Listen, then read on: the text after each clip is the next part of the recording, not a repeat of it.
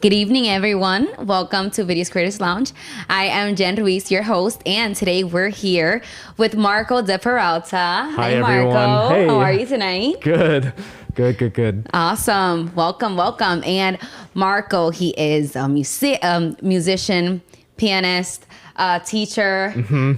What else? A bit of composer, producer too. Look at that. Sure. A little bit of everything. A little bit of everything, yep. And we have him today because he's going to be performing later on.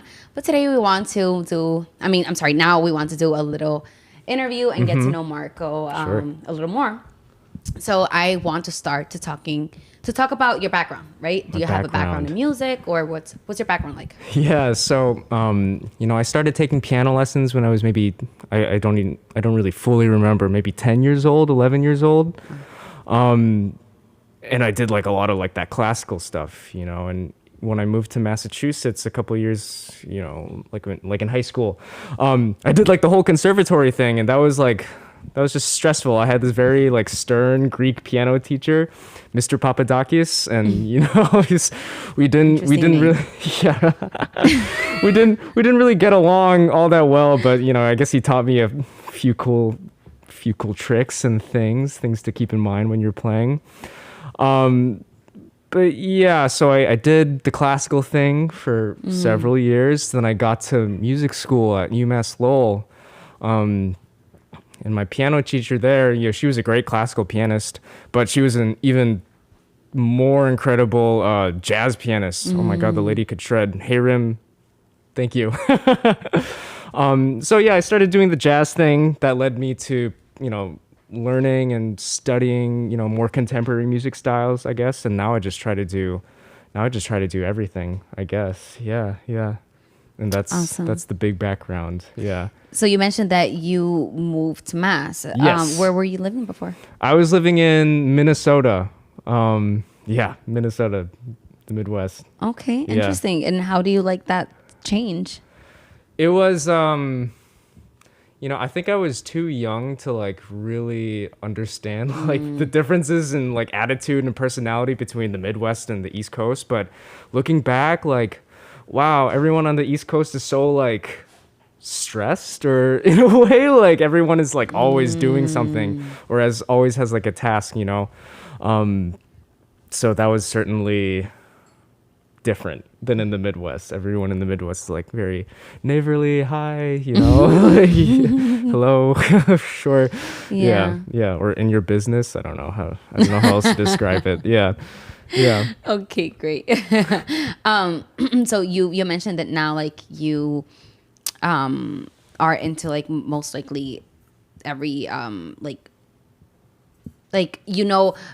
little bit of everything, but what would you say that it's your music style? Like, which style do you identify more? I primarily, I think I would identify with like jazz music the most. That's what I spent the most time and most energy studying, I would say, and like actually passionately studying as opposed to classical music, So yeah, definitely jazz music. It's like a whole other mindset that you need to develop as opposed to classical music. With classical music, you have the sheet music in front of you. You play what's written, right? With jazz music, you kind of have to toss most of it away, I suppose. And then there's a lot of improvising, which I had to learn how to do. Gives you like a window to be more creative. Exactly, yeah. And frankly, like there were just more performance outlets available to me as a jazz musician at UMass Lowell than as a classical musician. Because if you learn jazz, you'll probably be able to do like pop tunes really well, maybe blues, I don't know. But you can definitely be a little more spread out with your skills. Yeah. Awesome. Great. Awesome. And I want us to talk a little bit about, we were talking behind cameras, and you mentioned that you also are a teacher. Yeah. Music teacher? Yeah, piano teacher. Yeah, private lesson teacher. Awesome. Can you talk a little bit about that? Sure. How did you got into teaching, maybe? How did I get into teaching? Well, I guess it started with me becoming like I started tutoring music theory at UMass Lowell's Durgan Hall. And then, one day my colleague, Andrew Collins, He reached out to me and he said that the school that he's, doing some like a front of the house stuff for, I suppose, they're looking for a piano teacher. Do I want to try it out? I said, yes, of course. I didn't really have any actual other teaching experience before that, but I went into the interview, clicked really well with the guy that interviewed me. So I think it worked out. And here I am 2 years later. Look at that. Yeah. So, what's the age? What's the age? Yeah. I teach all ages. I've taught, from like 5 years to like, full grown adults. Oh, wow. Yeah. And so that's very wide range. Very wide range. Yeah. What do you prefer? Do you prefer teaching kids or do you think adults? I prefer. That's a tough question. Some kids, they're just the sweetest, and you can tell like that they're very passionate about learning music. So it's obviously a joy to be with them. Some kids, you can tell that they're there because their parents want them to be there. But I think I enjoy teaching like, I don't know, I guess a little older than that up to like adult age, because you can actually like, I don't know, talk to them like a real human being, and you can, they also pick up things easier, which makes your job or my job way easier, of course, Yeah. Awesome. That's the gist. And do you actually like and enjoy teaching? Oh yeah, I love teaching. Yeah? Oh my gosh, yeah. Teaching I think is definitely somewhere in the horizons in my future, like, continuing to teach, I should say. Yeah. Mm-hmm. I was just gonna ask that though, like if you see yourself teaching longer, and you just answer it. I mean, of course, I want to like explore other fields, but yeah, of course, I'm gonna keep teaching. Yeah. Awesome. Yeah. Great. And let's talk about music. Sure. Right? So you mentioned that you've been like playing instruments since young, but like yes. Creating your own music. Creating my own music. When did you start this journey? I think a little bit of that, has always been there. Like, when I was first learning piano, of course, I'm going to experiment, I suppose. Actually, like putting out content and creating music and like seriously collaborating with other musicians, I would say that only happened when I got to university, because I had like all the, I had all these great musicians, right in my proximity. So I had to, of course, I had to like get in that game. So yeah, maybe 5 years at this point, but the whole creative, compositional, whatever, I think that's always been there. Yeah. Mm-hmm. You've always been creative. Sure.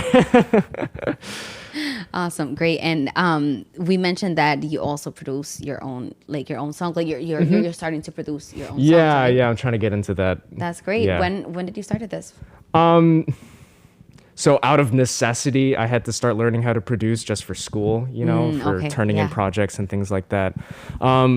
As more of a hobby, though, I would say, like, especially when quarantine came around, like I spent a lot of time in my bedroom, so I was just making beats or whatever, coming up with different musical ideas and trying to like actually package them up.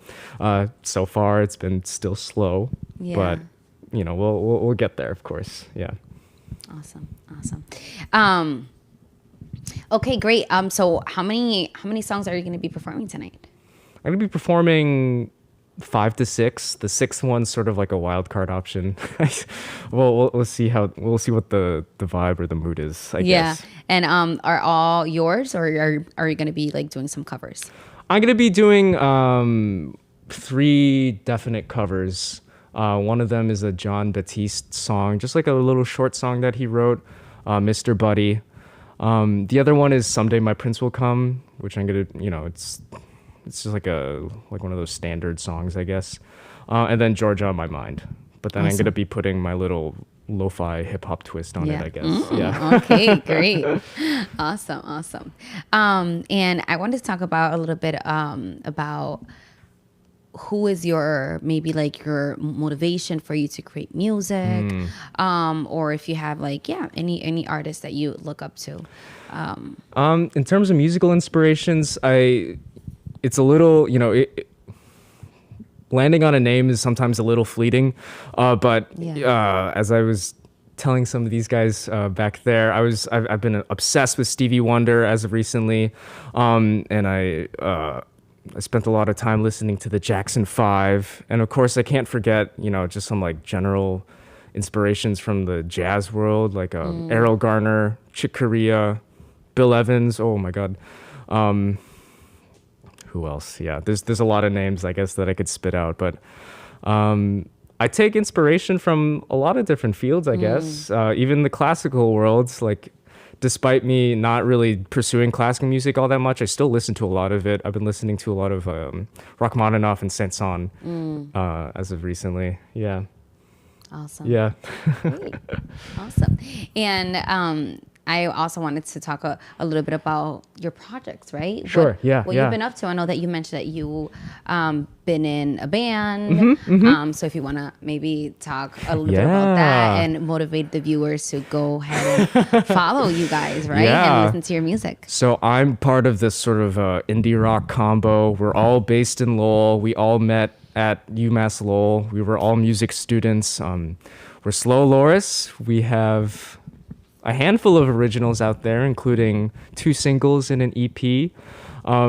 It's hard to, I say indie rock, but, a lot of our stuff is like R&B, groove-based, jazz-based. You can definitely feel those influences and, even some rock influences there, especially from our bassist, Filippo.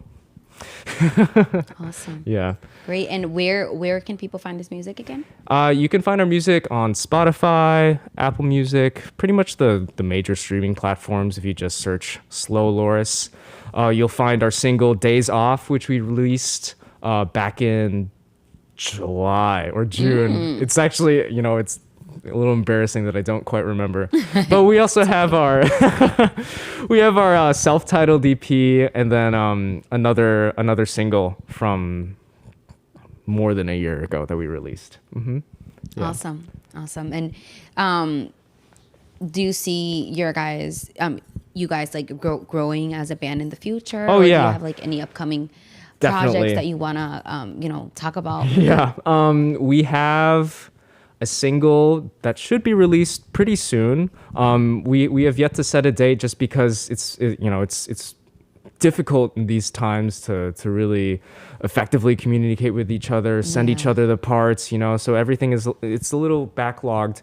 But we do have a single coming out, and we are planning on releasing an EP soon. Awesome. We did have a live performance back in October where we brought in our new frontman, Aiden Keating. He's going to be helping us out with with all of our live stuff. Awesome. Yeah. Great. Awesome. And maybe also I want to touch base on something I feel like it's very important, right? Yeah. What you've been up to it, or maybe how this pandemic has affected you as an artist, right? Right. If you want to talk a little bit about that. Well, I certainly have more time. It's still stressful because, the time that I could be using to like work or make money, that has slowed down as well. Yeah. But I certainly have more time. I guess I have a little more like creative bandwidth available to me, especially because like, not taking classes or anything like that. I've had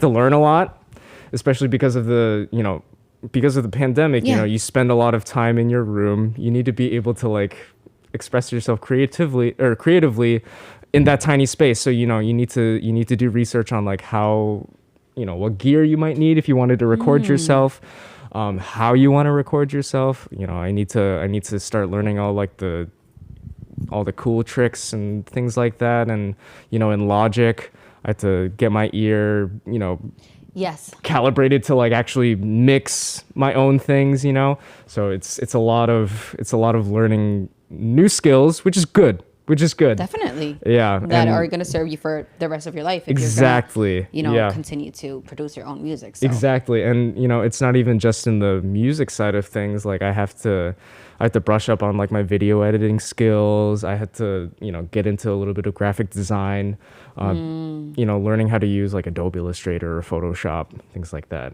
Yeah. But fortunately, like I said, we have more time, so I can fit those things into my daily life, I guess. Yeah. Yeah.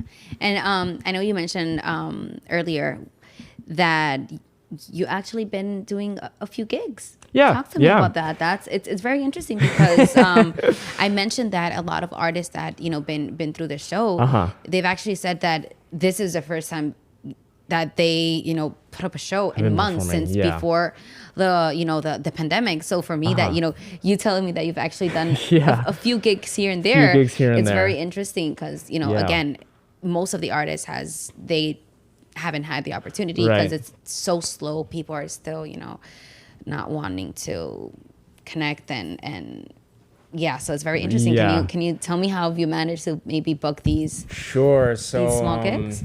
You know, pandemic rolled around, time kind of just flew by up until August when I started getting emails from a few different people. But then in September, I had a couple of gigs, including this like outdoors duo gig with my buddy Evan Smith, insane saxophonist.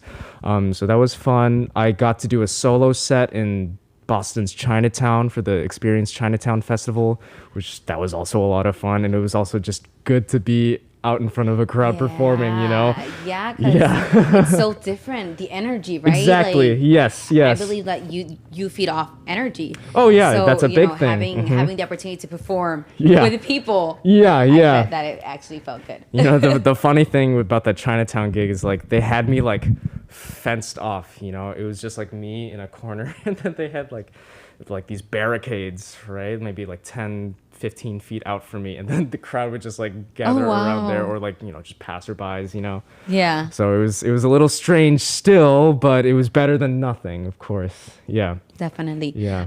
Are these performance up online so people can see them, or you're not aware of that? I'm not aware of that. You know, with the Chinatown one, I think I was told that there might be video content out there, but I haven't seen anything yet. Okay. But that's okay, you know. Yeah, no, definitely. Things are taking a little longer than usual, of course. But, definitely. Yeah. I mean, I was just asking, just in case anyone wanted to see it, right? Yeah. But it's all good. It's all good. Awesome. So I think on my end, I don't have any other questions. Is there anything else that you want to shout out?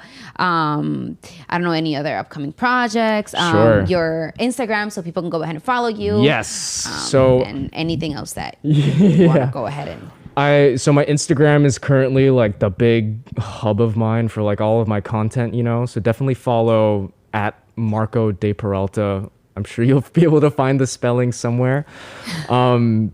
I know it's long.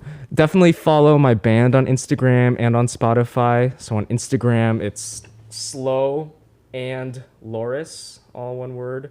And then just Slow Loris on Spotify. We have a couple of pretty exciting songs that are going to be coming out soon. What else? I do have a SoundCloud, but there's nothing really on it. But yes, I just remembered. Sure. You mentioned that you want to encourage people to book you, right? Yes. So yes, if you want. From my bio, you know, there's nothing free about freelance. If you would like, you know, if you tune into the live stream and you like what you hear, I can play for you, I guess. Yeah, give me a gig. That'd be awesome. If you want something jazzy, I can definitely do that. Just something chill, background music, whatever. Yeah. Yes, awesome. Okay. Anything else? Anything else you want to say to the public? Thank you for watching. Yes, thank you for watching. And don't go, or, you know, tune in again later so you can see him perform. Yeah. Okay. And also, thank you to Video Creators Lounge, all you guys in the back there. That's awesome. Thank you so much. Woo. It's incredible, seriously. Awesome. Have a great evening, everyone. Stay tuned. Bye.